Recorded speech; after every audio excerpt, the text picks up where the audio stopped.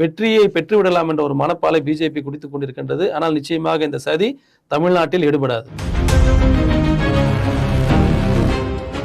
ஏன் திமுகவினுடைய சின்னத்துல போட்டிடுறீங்க? உங்க சின்னத்துல ஏன் போட்டிடல?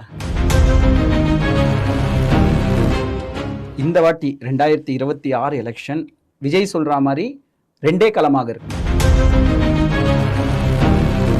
விஜய் அவர்கள் சொல்வது போல அவர் எக்ஸாகரேட் பண்ணி சொல்றாரு. அவர் நினைப்பது அவருடைய தொடர்ந்து முஸ்லிம்கள் அதிகமாக வசிக்கக்கூடிய பகுதியில் கூட முஸ்லிம்கள் வெற்றி பெற முடியல. மதம் என்ற ஒற்றை காரணத்தை வைத்து இன்றைக்கு விடுதலை, முழுமையான விடுதலை